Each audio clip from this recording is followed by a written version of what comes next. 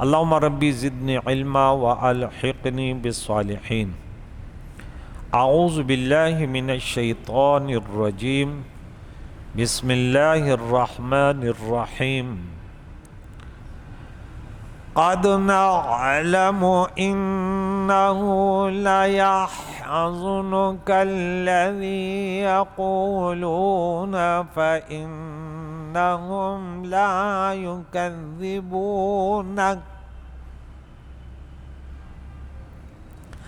لا يكذبونك ولكن الظالمين بآيات الله يجحدون۔ صدق اللہ العظیم۔ سورہ انعام کے 32 نمبر آیات کے بعد کہ دنیا کھیل تماشا ہے، اس پر گفتگو ہوئی کہ دنیا کس اعتبار سے اچھی ہے، کس اعتبار سے بہتر ہے۔ کل ہم نے ایک حدیث سنائی کہ ابو طلحہ رضی اللہ تعالیٰ عنہ کو جو بیرحا تھا مسجد نبوی کے سامنے، جس میں حضور علیہ السلام بھی تشریف لے جاتے تھے، ٹھنڈا پانی پیتے تھے، تو جب یہ آیت سورہ آل عمران کی 92 نازل ہوئی، لن تنالوا البر حتی تنفقوا، تو اس نے اس کو اللہ کے نام پہ اپنے رشتہ داروں پر خرچ کر دیا۔ تو ایسے دنیا ہو جس سے اللہ کی رضا کے لیے خرچ کیا جائے، جیسے حضرت عثمان بن عفان، تو یہ بہتر ہے۔ لیکن جس کے ذریعے کھیل کود اور تماشے، شراب اور بدکاریاں کی جائے تو یقیناً یہ دنیا قارون جیسے دنیا تو پھر ہلاکت۔ اور کھیل اس قدر جائز ہے، اس پر گفتگو نہیں کریں گے زیادہ، کہ انسان اس میں عبادت، فرائض، واجبات، سنن کا تارک نہ ہو، اور اس میں بعض کھیل میں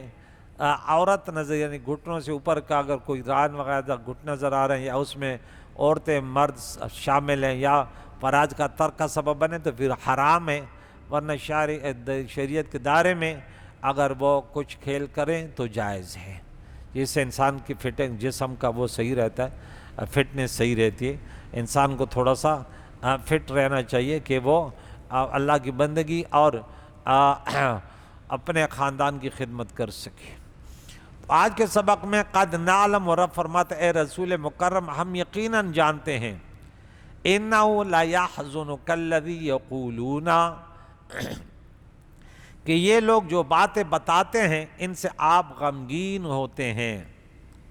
فإنہم لا یکذبونک ولکن الظالمین بآیات اللہ یجحدون،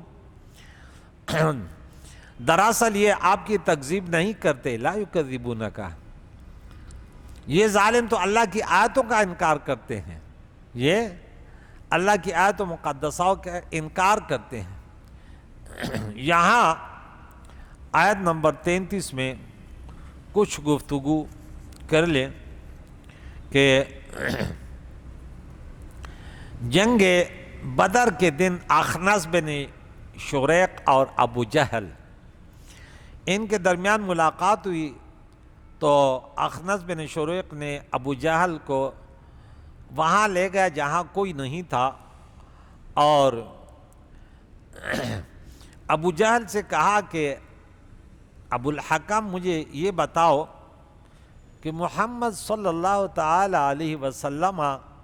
صادق ہیں یا اس کے الٹ، کیونکہ یہاں پر میرے اور تمہارے سوا کوئی نہیں ہے جو ہماری باتیں سن لے، آپس میں چلو گفتگو کر لیتے، آپ کا کیا خیال ہے؟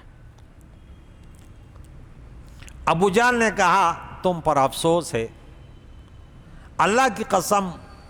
محمد صلی اللہ تعالی علیہ وسلم سچے ہیں، امین ہیں، اور کبھی جھوٹ نہیں بولا۔ اب دیکھیں دشمن، ایماندار اس کو کہتے کہ دشمن بھی تعریف کرے، صادق اور نہ امین تو اس دور کے لوگوں نے کہا جو بت پرست تھے۔ انسان اگر دین کی خدمت کرتا ہے تو اس قدر وہ صادق و امین بنے کہ غیر بھی کہہ دے کہ یار دنیا پرست نہیں ہے، فرقہ واریت نہیں کرتا، دین اسلام کی خدمت کرتا ہے۔ لیکن جھنڈا کعبہ کی دربانی اور زمزم کی سبیل پہلے ہی بنو قصا کے پاس ہیں، اگر نبوت بھی وہ لے گئے تو قریش کے پاس کیا باقی بچے گا؟ تو یہ آیت اللہ نے نازل فرمائی کہ آپ کو نہیں جھٹلاتے، یہ تو اللہ کی آیتوں کو جھٹلاتے ہیں۔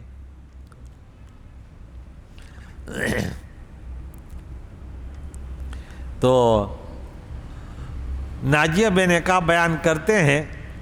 کہ ابو جہل نے نبی اکرم صلی اللہ علیہ وسلم سے کہا کہ ہم آپ کی تکذیب نہیں کرتے، لیکن آپ جو چیز لے کر آئے ہیں ہم اس کی تکذیب کرتے ہیں۔ بہت سارے لوگ قرآن پاک سے آج بھی دور رہتے ہیں، کہتے ہیں حالانکہ مسلمان ہیں لیکن قرآن پاک کی صریح آیتوں سے ان کے اٹھنے بٹھنے، ان کی زندگی کا کردار اس کے خلاف ہوتا ہے۔ تو علماء کے فرائض میں سے ہے کہ وہ قرآن پاک کو کھل کر بیان کرے، صرف اپنے جمعے کی تقریر کے حد تک اس کو محدود نہ رکھے کہ ایک آیت تبرکاً پڑھی اس کے بعد ادھر ادھر کر کے تقریر ختم کر۔ پورا قرآن پاک بیان کیا جاتا ہے تو بیٹھنے والے سن لیتے ہیں، ایسے کتاب ہے جس نے سن لیا وہ نجات پا گیا۔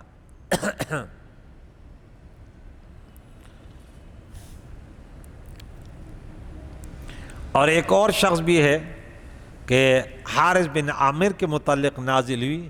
کہ لوگوں کے سامنے حضور علیہ الصلوۃ والسلام کو جھٹلاتے تھے، اور جب گھر والوں کے ساتھ تنہا ہوتا تو کہتا کہ محمد صلی اللہ علیہ وسلم جھوٹوں میں سے نہیں ہے، اور میرے نزدیک وہ صرف سچے شخص انسان ہیں اور سچے شخص ہیں۔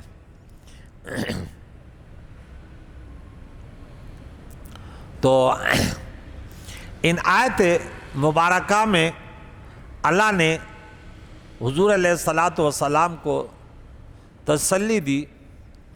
کہ حضور علیہ السلام کو کفار کی تکذیب اور ان کی دوسری دل آزار باتوں کی وجہ سے بڑی تکلیف ہوتی تھی، تو اللہ تعالیٰ نے تسلی دی۔ چنانچہ فرمایا ہم یقیناً جانتے ہیں کہ یہ لوگ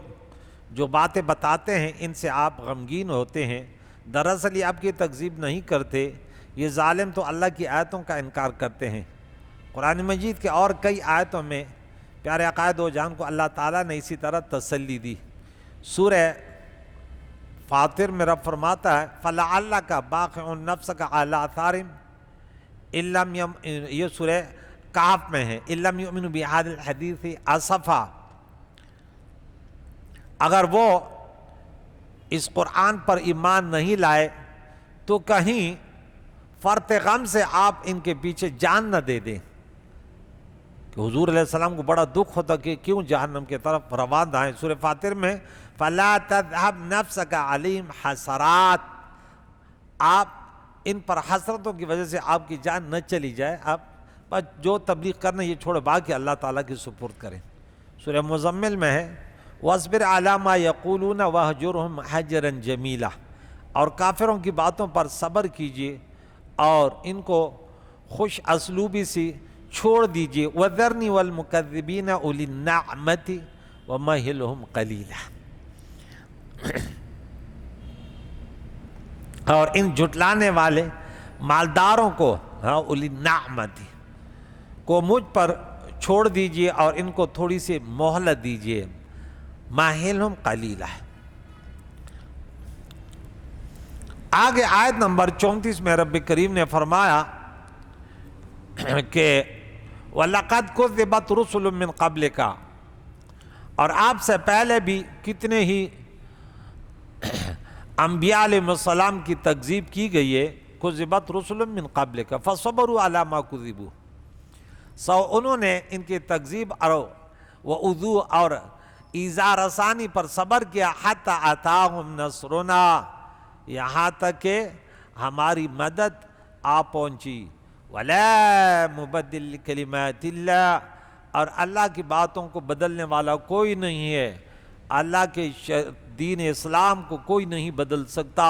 وَلَقَدْ جَاءَكَ مِن نَّبَإِ الْمُرْسَلِينَ، اور بے شک آپ کے پاس رسولوں کی خبریں آ پہنچی۔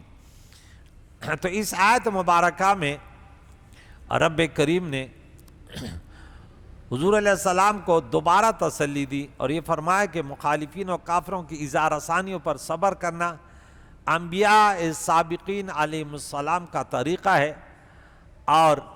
نبی کو چاہیے کہ ان کے بیہودہ باتوں سے اعراض کرے اور ان کے اذیتوں پر صبر کرے۔ قرآن میں رب کریم نے فرمایا فَاصْبِرْ كَمَا صَبَرَ أُولُو الْعَزْمِ مِنَ الرُّسُلِ، سو آپ صبر کیے جیسا کہ ہمت والے رسولوں نے صبر کیا۔ تو اس قسم کے آیات سے پیارے آقا دو جان کو بار بار تسلی دینے اور صبر کی تلقین کرنے کی حکمت یہ کہ صبر کرنے سے مصائب پر برداشت کرنا آسان ہو جاتا ہے، اور صبر کے اندر رحمت کے نزول اور خوشحالی کے حصول کی بشارت ہے۔ فَإِنَّ مَعَ الْعُسْرِ يُسْرًا إِنَّ مَعَ الْعُسْرِ يُسْرًا، کیونکہ ہر مشکل کے ساتھ آسانی ہے، ہر مشکل کے ساتھ آسانی ہے۔ اور یہ قاعدہ ہے کہ جب بھی نکرہ کی تکرار ہو تو دو موجود ہوتے ہیں، مراد ہوتے ہیں، اور معرفہ کی تکرار میں کہتے لقمان نعمانہ یا نعمانہ ایک ہی ہوگا، اور کہہ دوں کہ ایک شخص ہے دو ہوں گے۔ اس میں نور القرآن، اس میں کیا نام ہے، انوار القرآن میں نہیں، اصول کی کتاب ہے، فوراً ذہن سے وہ نام نکل گیا، تو اس میں یہ ہے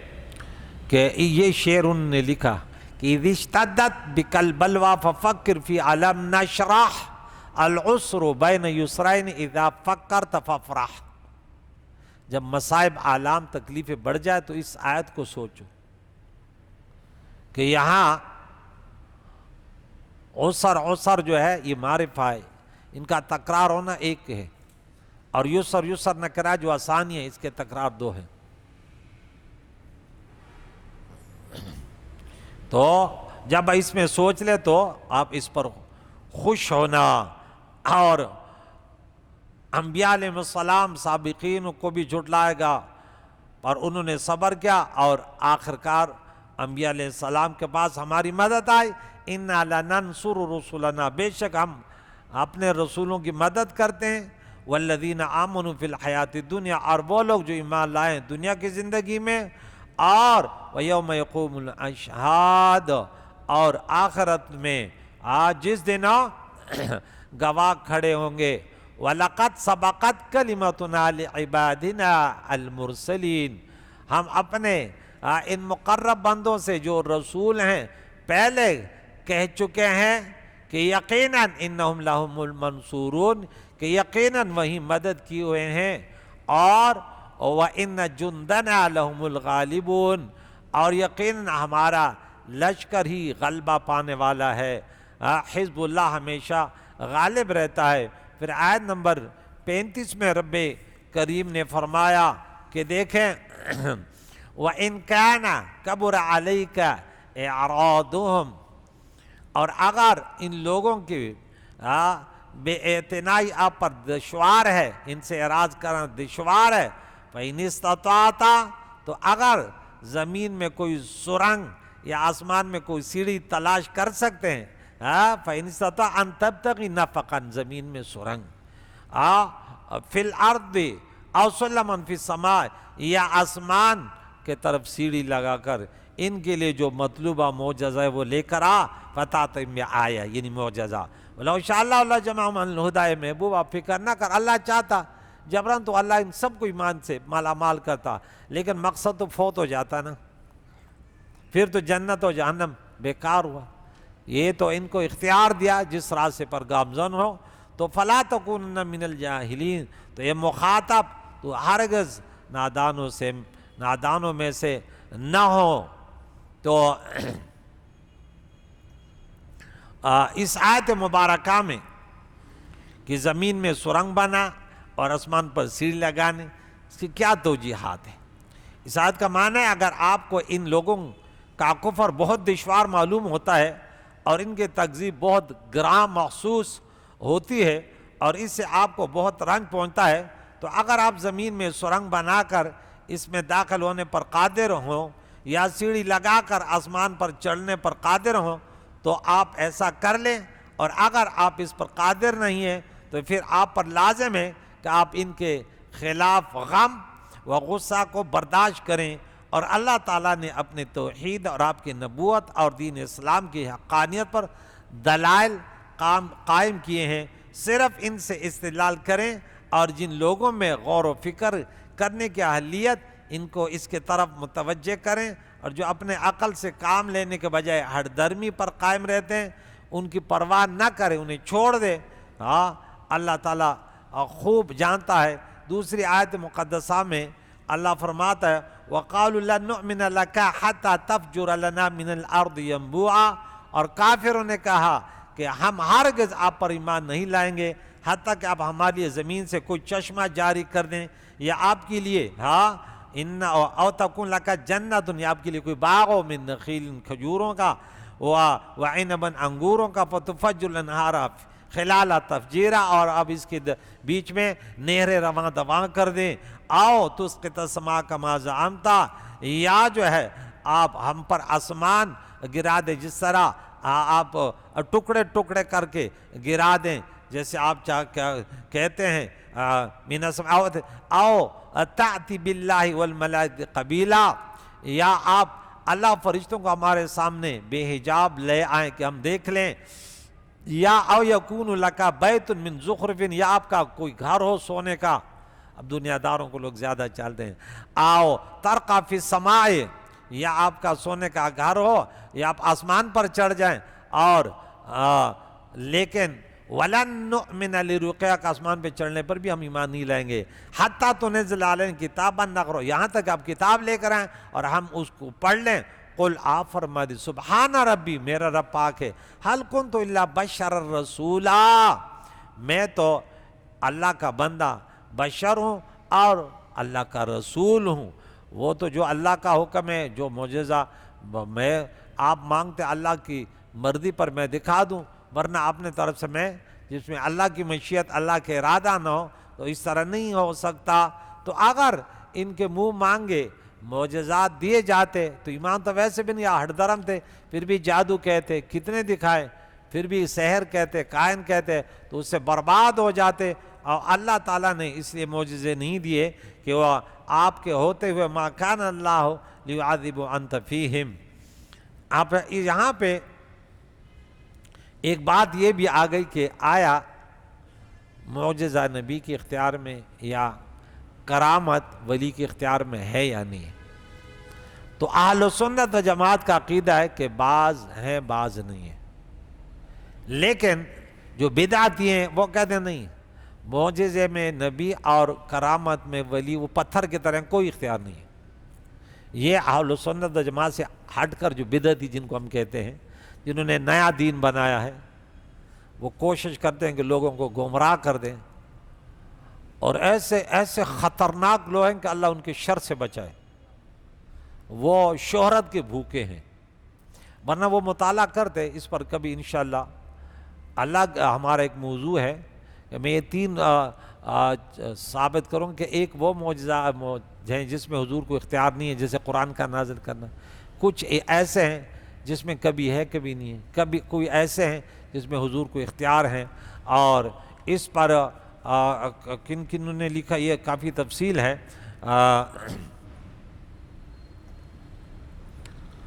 انشاءاللہ اس پر تفصیلی گفتگو کہ علامہ ابن حجر اسقلانی نے امام غزالی سے نقل کیا ہے کہ بعض خصائص کی وجہ سے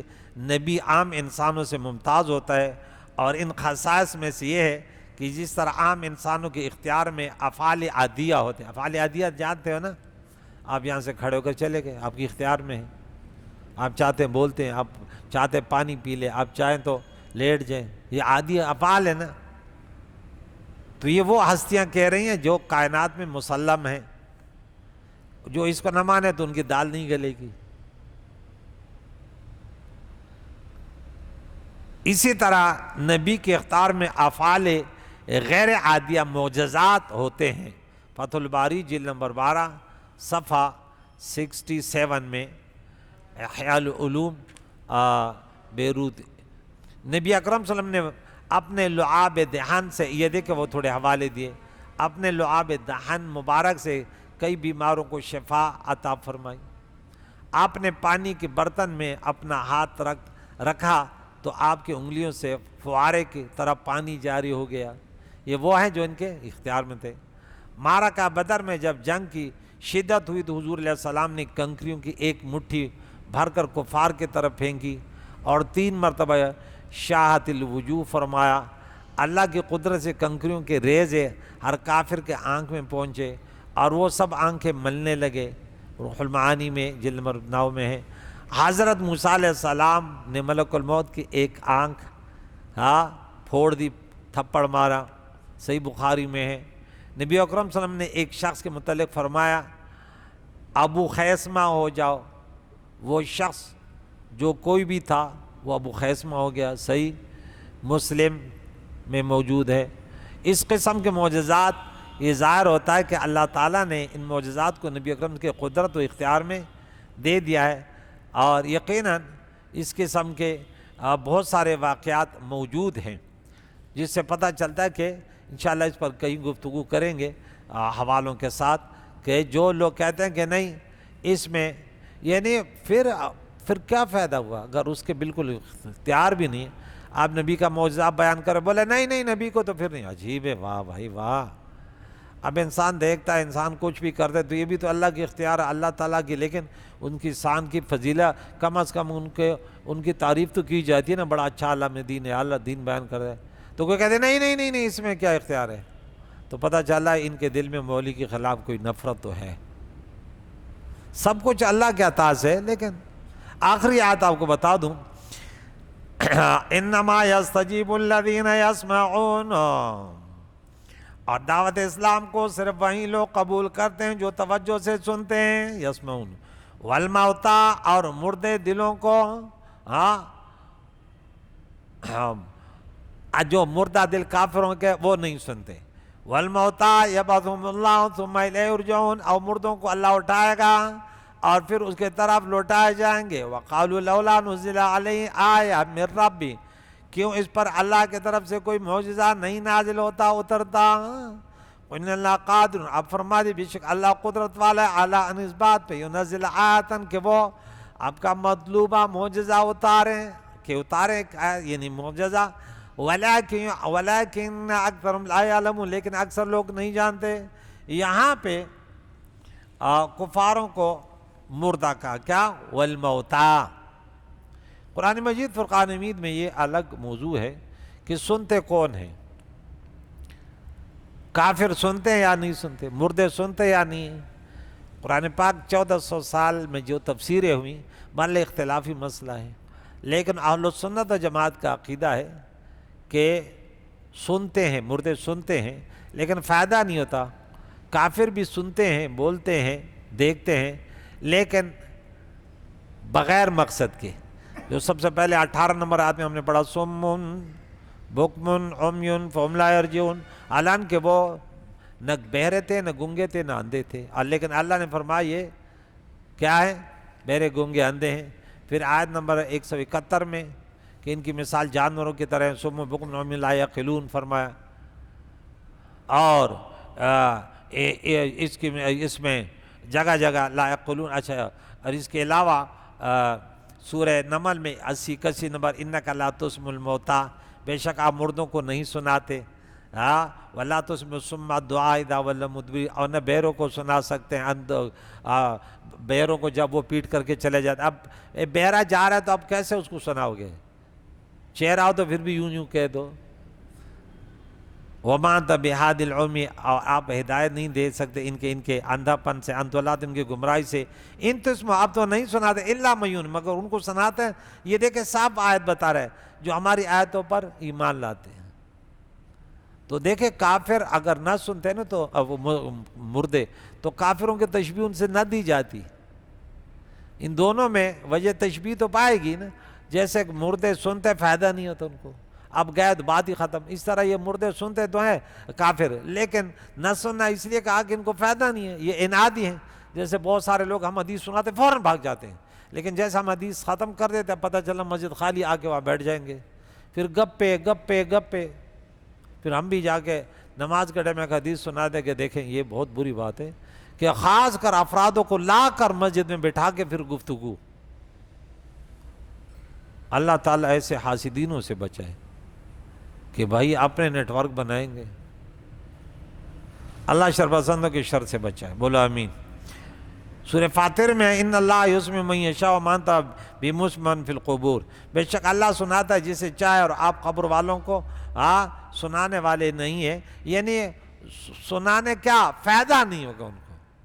جیسے کافروں کو مردوں کو اب مردے چلے گا فائدہ نہیں ہے، کافر سنیں گے تو فائدہ نہیں ہوگا۔ تو ان کافروں کی آنکھیں تھی لیکن ان کو اندھا فرمایا، ان کے کان تھے پھر بھی ان کو بہرا فرمایا، اور ان کے زبان تھی اس کے باوجود ان کو گونگا فرمایا، اور یہ زندہ تھے پھر بھی ان کو مردہ فرمایا، کیونکہ اللہ کے نزدیک آنکھیں اس کی ہیں جو محبت سے آپ کا جلوہ دیکھیں، کان اس کے ہیں جو عقیدت سے آپ کی باتیں سنیں، حدیث بیان ہو تو سنیں۔ میں حوالے سے بولتا ہوں کہ بخاری کی حدیث ہے، مسلم کی حدیث ہے، ترمذی کی حدیث نمبر سب کچھ بتا دیتا ہوں کہ کسی کو کل اعتراض نہ ہو، کیونکہ واقعات سے تو بولے کہ واقعات سے کیا فائدہ، تو اس لیے ہم پہلے حدیث دیکھ لیتے پھر اس کے بعد سناتے کہ بھئی یہ حدیث فلاں فلاں جگہ ہے۔ عام ترغیب کی حدیث ہوتی کہ کون سے کام کرنے کون سے نہیں کرنے، اختلافی بھی نہیں، لیکن پھر بھی نہ سننے والے۔ آج کیا تھی؟ بیمار پرسی، کل 6 سنائے تھے کہ ایک مسلمان کے دوسرے پر 6 حقوق ہے، آج اس میں سے پھر بیمار پرسی پر حدیث، کیا بیمار پرسی تو کرے تو کیا کریں، جب اس کے پاس جائیں تو کیا کریں؟ اسأل اللہ العظیم، 7 مرتبہ پڑھے، اللہ کے نبی نے فرمایا اسأل اللہ العظیم رب العرش العظیم ان یشفیک، اگر وہ واقعی موت کا بیمار نہیں ہے تو اللہ اس کو شفا دے گا۔ تو میں نے بولے یہ یاد کرو، تو کچھ لوگ بڑے محبت والے استاد جی لکھ کے دے دے، ہمیں تو اتنی جلدی نہیں آ سکتی۔ تو آپ کے باتیں سنیں، محبت سے کوئی بھی بیان کریں کہ بحوالہ، کیونکہ آج کل اپنے طرف سے من گھڑت واقعات بھی بہت بیان ہوتے ہیں۔ زبان اس کی ہے جو آپ کا کلمہ پڑھے، اور زندہ وہ ہے جو آپ کے غلامی میں زندہ رہے، جو آپ کے محبت سے جہاد میں مارا جائے، جو آپ کے خاطر سر کٹائے، تو اللہ کے نزدیک وہ مردہ نہیں ہے۔ جو آپ کی غلامی میں رہے، وہ زمین کے اوپر ہو پھر بھی زندہ ہے، اور زمین کے نیچے ہو پھر بھی زندہ ہے، اور جو آپ سے منحرف ہو اور آپ کا منکر ہو، وہ زمین کے اوپر ہو پھر بھی مردہ ہے، اور زمین کے نیچے ہو پھر بھی مردہ ہے۔ قرآن نے سورہ نمبر 2 پارہ نمبر 2 آیت نمبر 154 میں فرمایا وَلَا تَقُولُوا لِمَنْ يُقْتَلُ فِي سَبِيلِ اللَّهِ اموات، اور وہاں سورہ آل عمران میں پھر 69 نمبر میں فرمایا کہ وَلَا تَحْسَبَنَّ الَّذِينَ قُتِلُوا فِي سَبِيلِ اللَّهِ اموات بل احیاء عند ربهم يرزقون۔